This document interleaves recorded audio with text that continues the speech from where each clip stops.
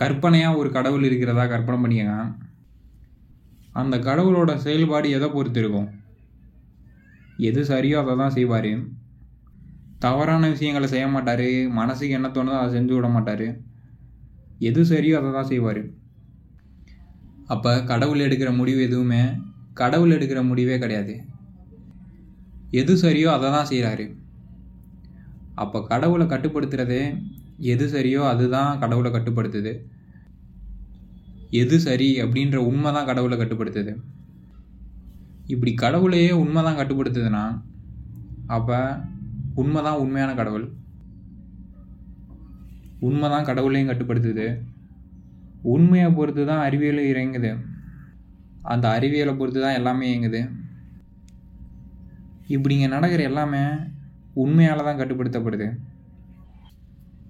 அதே மாதிரி ஒரு மனிதனோட செயல்பாடுமே அவன் மூளையில் எப்படி புரிஞ்சு வச்சிருக்கான் அப்படின்ற புரிதலை பொறுத்து தான் செயல்படுறான். வாழ்க்கையை தெளிவாக புரிஞ்சுக்கும் போது அவன் மூளையில் உண்மை இருக்கும். உண்மையிலே எது சரி எது தப்புன்றது தெளிவாக தெரிஞ்சிருக்கும். இப்படி அவன் மூளையில் உண்மை இருக்கும்போது அவன் செய்கிற செயல் எல்லாமே சரியாக இருக்கும்.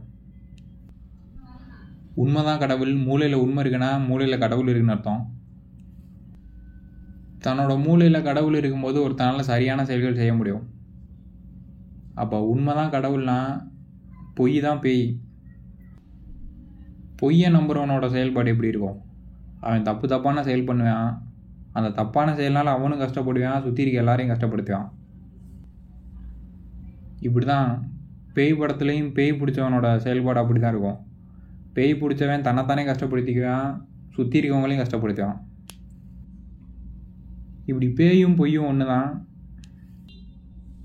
பொய்யை நம்புகிறவங்களும் பேய் பிடிச்சவனும் ஒரே மாதிரி தான் செயல்படுவான். தன்னை தானே கஷ்டப்படுத்திக்கிட்டு அடுத்தாலையும் கஷ்டப்படுத்துவான். உதாரணத்துக்கு ஒருத்தனுக்கு சமையலை பற்றின அறிவு தெளிவாக இருக்கு. அவன் சமைக்கும்போது சரியாக சமைப்பான், நல்லா சமைப்பான்.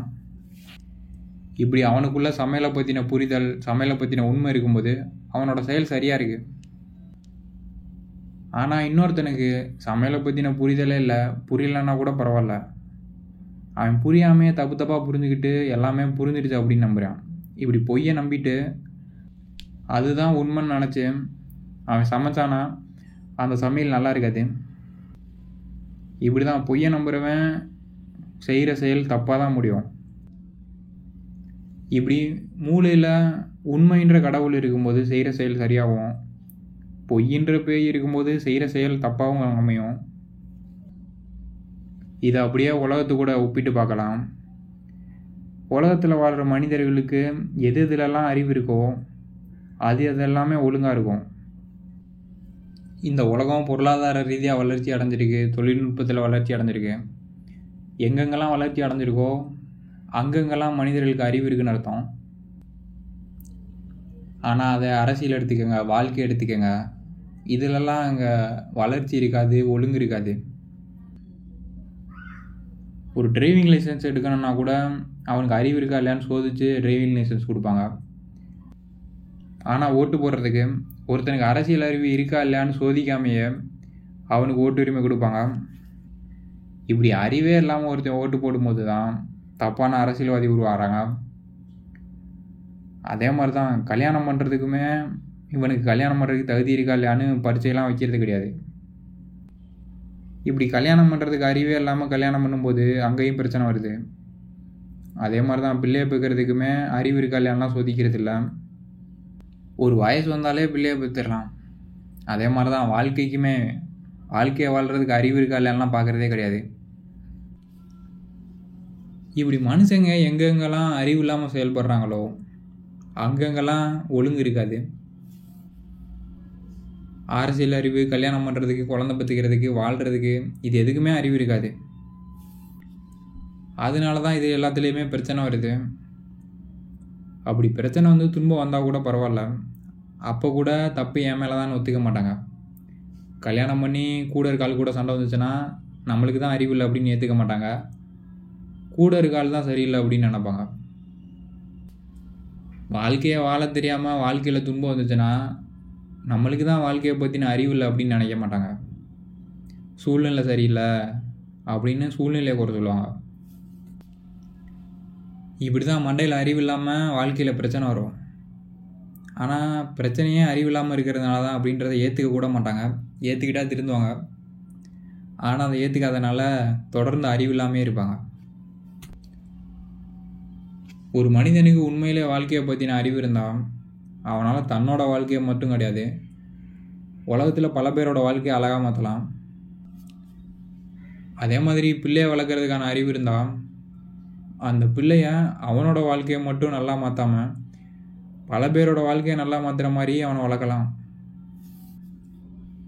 ஆனால் அறிவில்லாமல் வாழ்க்கையை வாழ்கிறது, அறிவில்லாமல் பிள்ளையை வளர்க்குறது, இதனால் இந்த அற்புதமான மனித வாழ்க்கை வீணடிக்கப்படுது. இதுக்கு காரணம் வாழ்க்கையை புரிஞ்சு கடவுள்ன்ற உண்மையை மக்கள் நம்பாமல் வாழ்க்கையை தப்பாக புரிஞ்சுக்கிட்டு பொய்யின்ற பேயை நம்புகிறாங்க. ஒருத்தனுக்கு மட்டும் பேய் பிடிக்காமல் ஒட்டுமொத்த உலகத்துக்கும் பேய் பிடிச்சி எல்லோரும் ஒருத்தனை மாற்றி ஒருத்தன் கஷ்டப்படுத்திக்கிறானுங்க. இந்த உலகத்துக்கு பிடிச்ச பேயை ஓட்டணும்னா உண்மையை புரிய வைக்கிறது மூலமாக இந்த பேயை ஓட்ட முடியும். இன்டர்நெட் மூலமாக உண்மையை எளிதில் மக்களுக்கு புரிய வைக்கலாம்.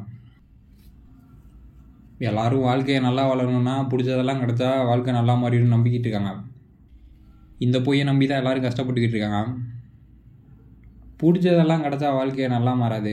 ஆசைப்பட்டது பின்னாடி போகாமல் தன்னைத்தானே திருத்தி நல்ல மனுஷனாக மாறி செய்கிற செயல் அன்போட வெளிப்பாடாக இருக்கும்போது தான் ஒருத்தனோட வாழ்க்கை அழகாக இருக்கும். இப்படி மாற்றன்றது ஒருத்தனுக்கு வெளியில் தேவையில்ல, ஒருத்தனுக்குள்ளே தான் மாற்றமே தேவை. இந்த உண்மைன்ற கடவுளை புரிஞ்சிக்கும் போது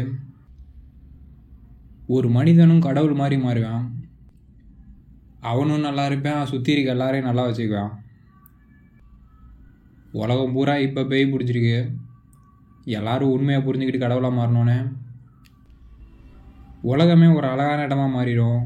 ஒருத்தனுக்கு ஒருத்தர் உதவி செய்யக்கூடிய நல்ல மனிதர்கள், கடவுள் மாதிரி மனிதர்கள் இருக்கக்கூடிய இடமா மாறிடும்.